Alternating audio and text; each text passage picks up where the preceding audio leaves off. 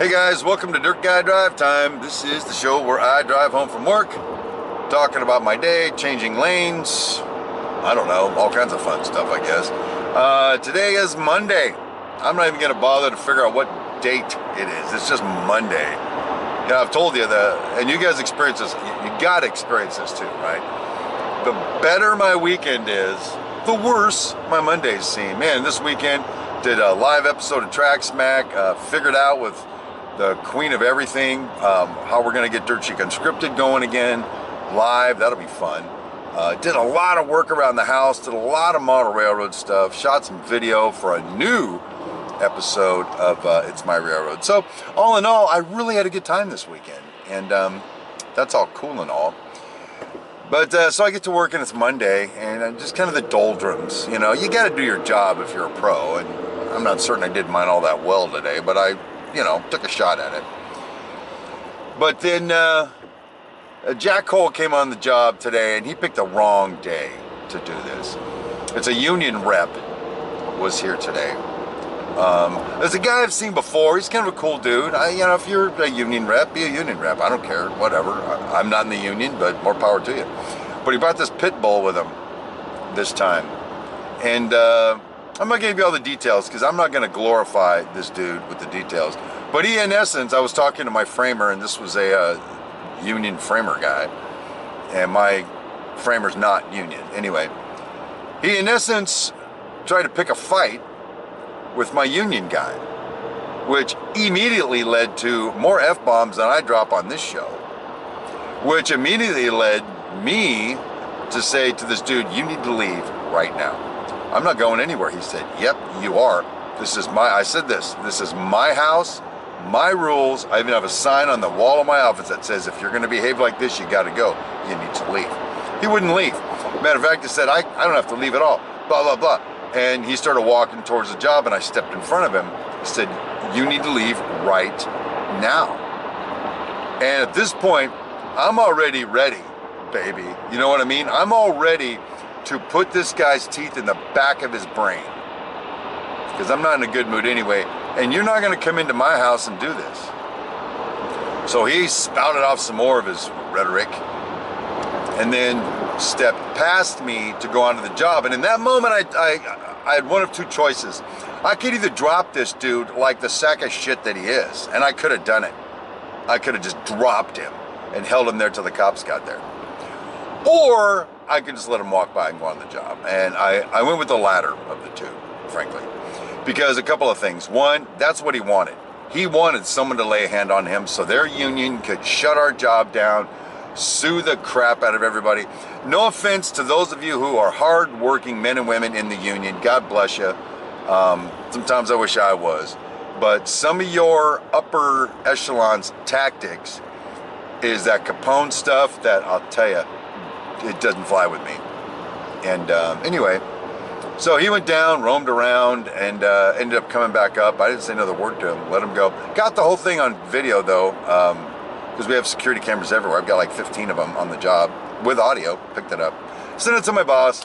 Whatever. Here's why this is ironic. Because I dealt with that guy, and I had these murderous thoughts of ripping his head off and dumping sand in it, and then taking what's left of that crapper that fell over and pouring that down there too. That's where I was at, frankly.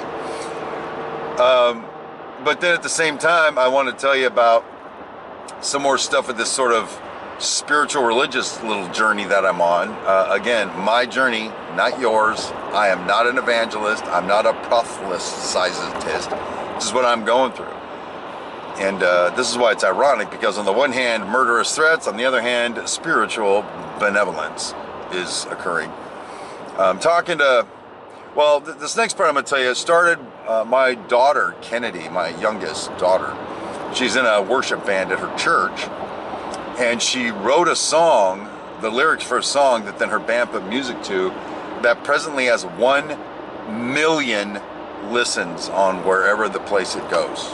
1 million people have listened to my daughter rip chicken on the song. And by the way, she owns this song. It just, my wife and I were sitting there with tears in our eyes. Couldn't believe this is our little 22-year-old girl who was just banging it out. It was amazing. That got us talking about going back to church and religion and yada yada. And so I'm processing my thoughts in such a way. What if I was going to preach a sermon again? I used to be a pastor at a Christian church. What if I was going to preach a sermon again? I think the first one might be this. As I process, bear with me, okay?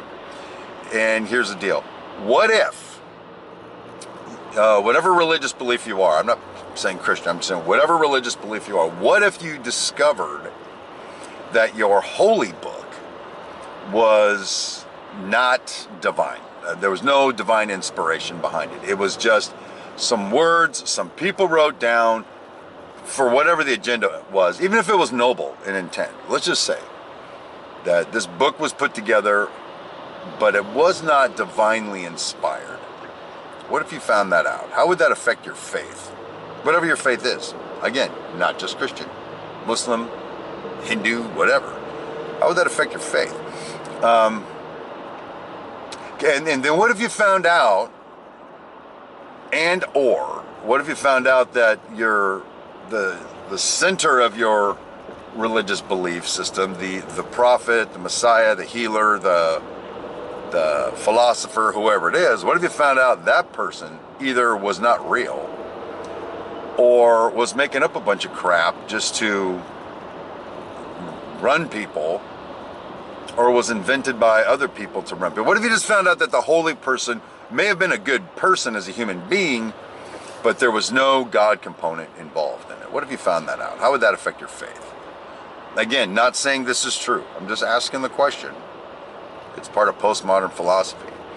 And then the third one for me is, what if you discovered, divinely or otherwise, that the construct of hell is not real? That when people die, they either just go nowhere, you're annihilated, or they move on to whatever's next, but it's not hell. It's not eternal suffering for the sinners. What if you found that out to be true? Do you combine all three of those things, and if you realize, or if you figure out that, wow, none of that's true, then what remains? And the reason I would throw that question out there, because what remains has to be your core belief and your reason for believing that way. That has to be all that remains.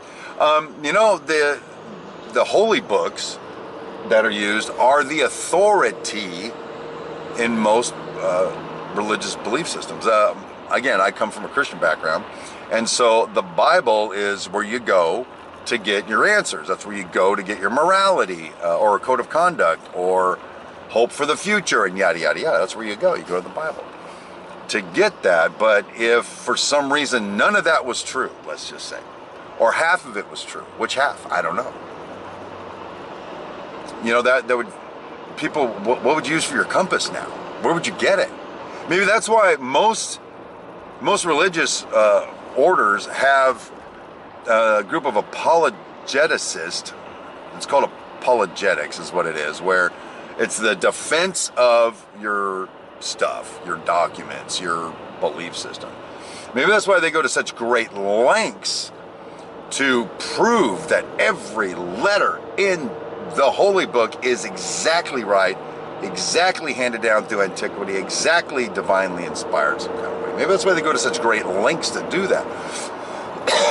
Problem with that is, and I'm not going to share with you now, I can go find you discrepancies, things that have been added, books in the Bible that were there but aren't anymore, ones that were added later, parts of them that were added later or modified. I mean, and I'm not picking on it, I'm just saying there is some of that there, and yet the apologeticists will swear chapter and verse that it's 100% the original document.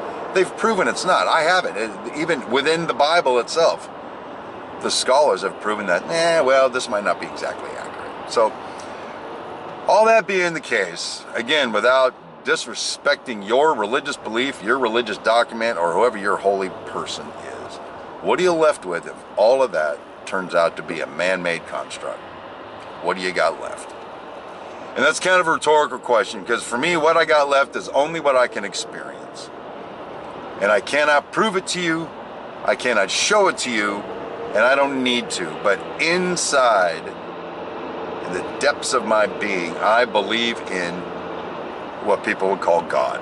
I call it the Great Spirit, because, excuse me, God, they always put a he in front of God, as if God was a man or boy.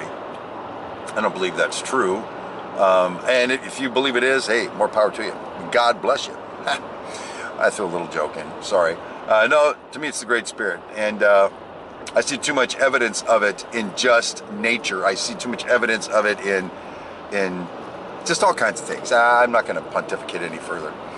So if I was going to preach my first sermon after I got done kicking the shit out of a union rep, it would be that. What are you left with? What's the basis of your faith after all that? For me, it's experiential presently. And I've got more to say on it, but that's just what I'm pondering right now. Because I'm going long again, son of a gun. I have got plans to go further than just this thing right here. And I'll keep you guys in the loop as I go, or maybe I won't, because it's just not something we want to talk about on this channel. Anyway, thanks for listening to my first sermon in 5 years. And thanks for hanging out with me on my drive home today. And until I see you tomorrow for hopefully a much lighter, more fun day, my name is Steve Brown, and think about it.